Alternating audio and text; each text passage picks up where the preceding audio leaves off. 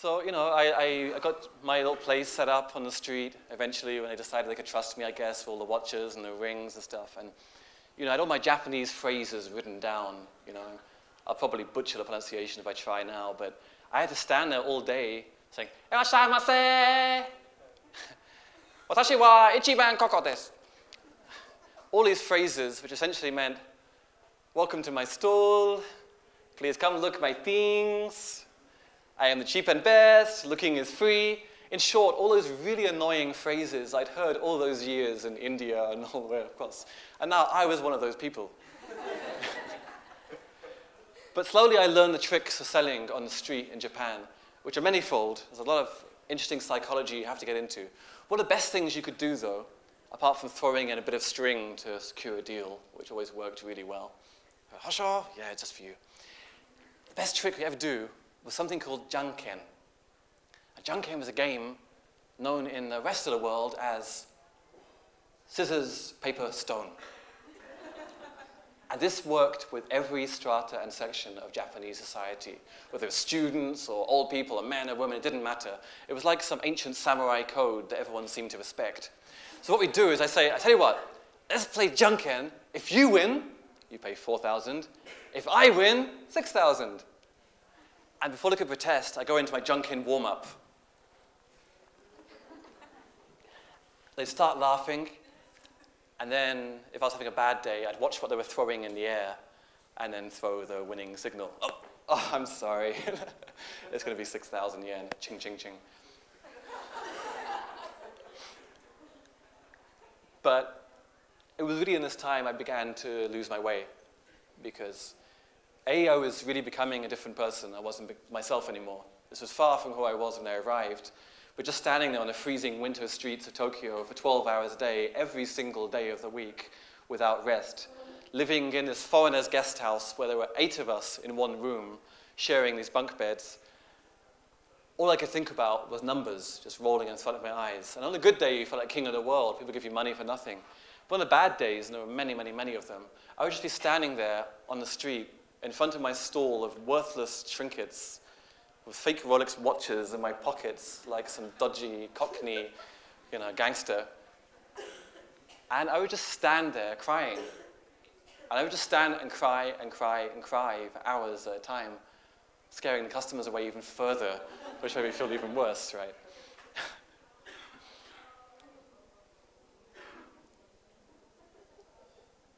And all I could really think, and until there came a day around Christmas when I went back to the center, we were all working there, and it was like a great time to sell. And on one day, I actually sold more than Yoni did. And he walked up to me at the end of the day, saw my takings and his, and he went, "Are you sure you're not Jewish?" I was like, "No." And he goes, "What? So how come you're so smart?" Okay. It's a classic moment. So now, with my savings, I jumped across to Europe and then over to Latin America, always looking for paradise, right? Quite sure it would just be one country further, one beach further. I didn't like these people, but those people, the Mexicans, the Colombians, the Brazilians, of course, these would be my people. I would find my dream love. I would stay in one place, make a home again. I was desperate to find somewhere to really settle down. And so it was, I came to Rio de Janeiro. And I pretended to get my life together for a while, right? I learned Portuguese. I was hitting on girls every single day, And it was around about this time that I got involved in some business which I'm really not comfortable at talking about on camera. And I really didn't quite understand how illegal what I was doing was. But there came a day when I became aware. I was talking to an associate, and he said in his inimitable, toothless way, "I smell bacon." I looked around, and I saw 2 guys behind us on the table who were obviously undercover police, listening on our conversation. And I felt like 3 iron anvils just arrived on my head and my shoulders. And I went back home, trying to think how I could get myself out of this terrible situation I got myself into. And I was lying in bed that night, and suddenly, bang! It felt like all the energy in my body, from my feet, ran up my center, my spine, it wasn't Kundalini, and exploded in my head. And then it happened again. Shpang! Shpang! And it was all I could do to keep this down. And I would try to just massage my stomach, and I'm kind of hyperventilating through panic by now. And I'm trying to massage my feet, and I remember what bits of Qigong I used to know, and keep this calm and relative. But these rushes kept coming, and I thought, well, maybe if I sleep, it'll get better. So I lay down, and I got a spasm of back pain came along. And the more I couldn't sleep, the worse these rushes got, and the less I could control it. And I started getting really, really, really fucking scared. I didn't know if I was going to survive the night. I didn't know if I was about to have an epileptic fit or go into a stroke or what.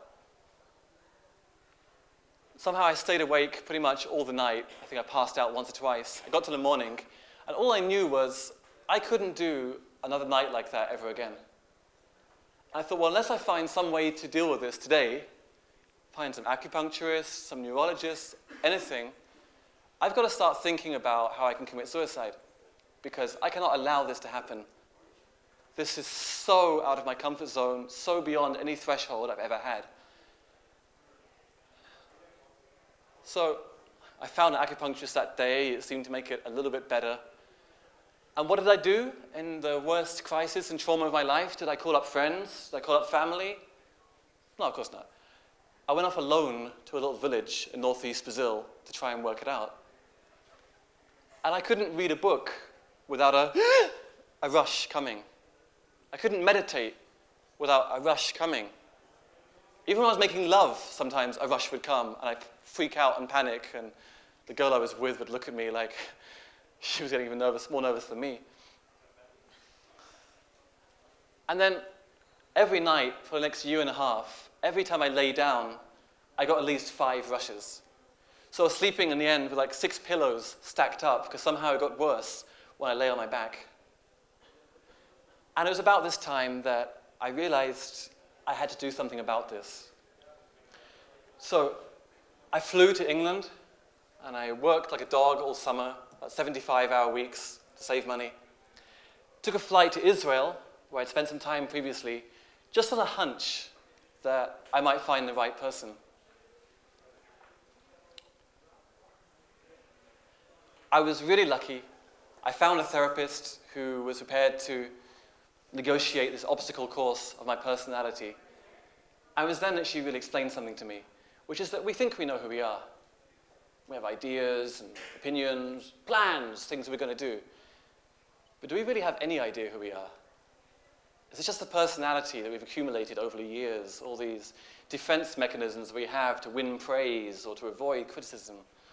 Do we have any idea who we really are? Is there a deeper self? You might call it a soul. And this soul talks to us in a very quiet whisper the whole time, which is why we never hear it, right? Until one day, and it might never happen to you even, but one day that soul wakes up and bam, lets you know about it. And that's it. And then you have no choice but to confront who you've become and really find out who you are. And it was then that it really brought to mind this Taoist story of this man who's terrified of the sound of his own footsteps and terrified of his own shadow. So what does he do?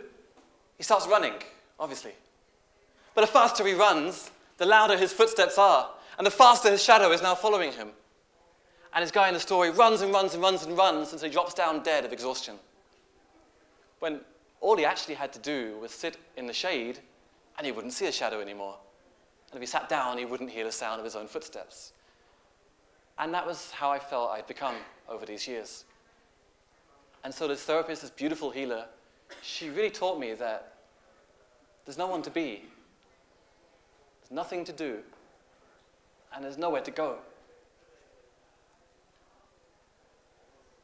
And I realized that all these years, all these amazing journeys, blah, blah, blah, blah, going here, doing this, great stories at dinner table after, it was just trips. Just trips and trips and trips. Going north, south, east or west. It didn't really matter because the only direction ever to really go in is in. It was around about this time that, when I was getting this therapy, that we started roadjunkie.com.